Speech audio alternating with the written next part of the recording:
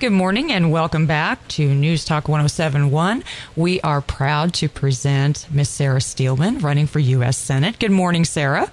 Good morning. How are you today? Well, we're just fine. I tell you, I'm so enlightened to be able to talk to you this morning and get your take on everything with this particular election. It seems like the focus is on this, that, and the other, but your focus mainly is the economy, yes? Yes, it is. And I continue to believe and hear from people all over the state that they are worried sick about the direction our country is headed. From an economic perspective, and mostly, that is because they see government spending out of control, and they know as families and businesses that they have to live within their means, but yet government continues to just spend recklessly and carelessly, and people are worried about it. They're worried that it's going to cause their taxes to go up and their interest rates to go up, and I think it's having a stifling effect on our economy.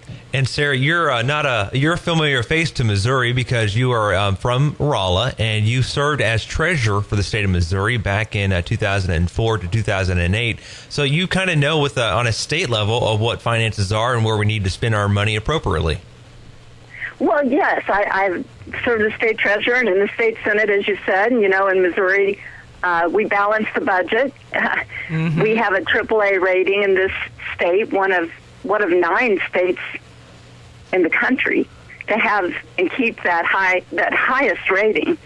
And so I understand, that's the kind of financial experience that Washington needs to understand, and they just don't get it out there. It kind of seems so. So is that kind of what you're hoping to bring to the front of the Senate, is a new direction in how to handle these particular issues that we're seeing? Well, that's one thing. I'll tell you, I like to say that I'm running because I believe the status quo has got to go. I just don't think that our country can continue along the lines and in the direction it's headed under, President Barack Obama and Claire McCaskill, who I'm running against. Mm-hmm. They spend $50,000 a second. Ooh. And Claire McCaskill's voted to raise the debt ceiling 6 times from a little under $9 trillion to $16 trillion. And then, on top of all that, the Senate refuses to pass a budget. I mean, people out here are just fed up with the irresponsibility and the lack of care and understanding and the lack of respect for taxpayers that Washington expresses towards them. They're sick of it. Well, can I ask you a question? And this is kind of on a personal level. You mentioned that the Congress refuses to vote on and pass a budget. Do you hold Congress responsible for that, or do you hold the president responsible for that, or the two entities together? Both. Okay. I hold both. And the House, thank goodness, the House is doing something and puts forth different budgets. Mm-hmm. The Senate Republicans tried to put some budgets forth, and Harry Reid, refused to take them up. But I think the problem is bigger than that. Frankly, I would approach it totally different. I think we need zero-based budgeting in this country.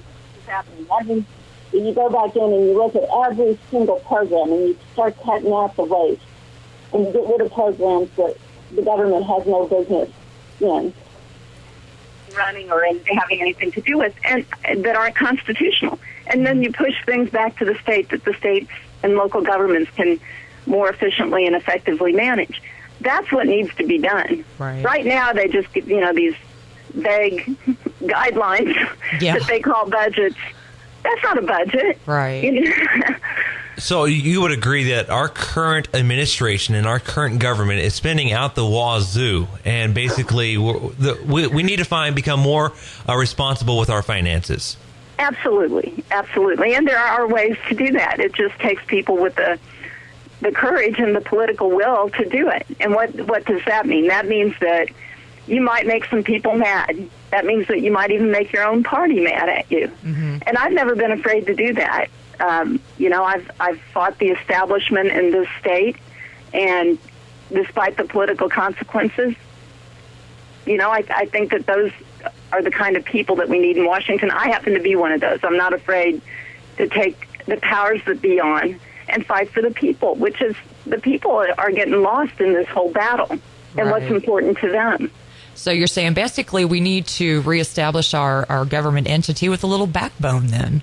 Exactly. Backbone. Very. We've seen the decline of the backbone over the last few years, I think. More like jellyfish. You know, and it can be done. You know, one of the other things that I'm suggesting to do is to eliminate congressional pensions. Oh, amen. Look, members of Congress have gotten completely, not all of them, but a lot of them are totally disconnected from everyday worries that we have to go through here at home. And so let's get rid of some of the perks and the privileges that exist. It's supposed to be a servant position. Right. And that's been totally lost on Washington over the years. I mean, it's been coming for a long, long time. But now, you know, you turn on the TV and you listen to what they are doing up there, you know, investigating baseball and the Secret Service and all that. And maybe, I'm not saying, you know, whatever, maybe they should be doing that, but then not ignoring the biggest problems that are facing our country, which is lack of jobs, too much government regulation, too much debt, too much reckless spending. Definitely. So the unemployment rate at 9.4% is not a good number. No, it's not a good number, and the numbers that just recently came out were horrible. We had, you know, what was a net loss in jobs, really, because when you know, it takes about 90,000 jobs, I believe, to break even every month. What are some ways? Only 69,000 were created. Right. What are some ways that you can actually help implement more jobs in the current economy the way it is at? Or do you think we need to turn to more of a manufacturing country, doing more jobs that way? Or what are your ideas about establishing a better job workforce in America? Well, first of all, we need to get government out of the way. That's the biggest problem, in my opinion. The reason our country has been as prosperous over the years and has the strongest economy in the world is because it's based on freedom and the free markets. And that's been the difference. And the bigger the government gets and the more regulations they put on businesses and families, the less freedom you have and the less prosperous we're going to become. And so the first step is to get government out of the way. One thing I'm calling for is a moratorium on all rules and regulations, and make Congress go back in and get rid of a lot of the ones that are unnecessary. Such as, for instance, just so people have an idea of what you're talking about. For instance, okay, the EPA's latest rule, you know, that on not allowing your 14-year-old son to bale hay. I mean, come on, are you kidding me? No, I mean, I know. These are the ridiculous things that, you know, the EPA is putting out there. Energy. We'll talk about a way to create jobs in this country. Obama should approve the XL Keystone Pipeline. There's thousands of jobs that could be created right there by doing that. And then furthermore, by opening up lands that are currently not available for drilling, that we know there's domestic supply of oil that could be tapped into. Get the EPA out of the way and let's drill here on public lands, on offshore drilling. You know, we've got domestic sources of oil and natural gas that need to be utilized, right. Yeah. Thank you. You're welcome. There are so many regulations, though, and legal burdens on the Energy Department in order to process this. We need to lift some of those, right? That's right. That's what I believe. And right now, the EPA is moving to outlaw coal-fired plants, the use of coal. Yeah. Well, in Missouri, that's a huge problem. Yeah. That's a huge problem, and it's going to cause people's utility rates to skyrocket. And Claire McCaskill doesn't do anything. I mean, there's no leadership. There's no battling for the people of this state. And you all know when your utility bills go up, you got less money to spend. Exactly. It's going to hurt the economy. Sure. So do you think there's been a lot of rhetoric falsely about the coal mines and the oil fields and stuff that's causing people's opinions as to whether or not we should utilize these to be swayed? Well, I think that the environmentalists go way too far. Now, I'm all for protecting and preserving our beautiful environment. Sure. But there's a balance that can be achieved, and the extremists in the environmental movement have gone too far. Right.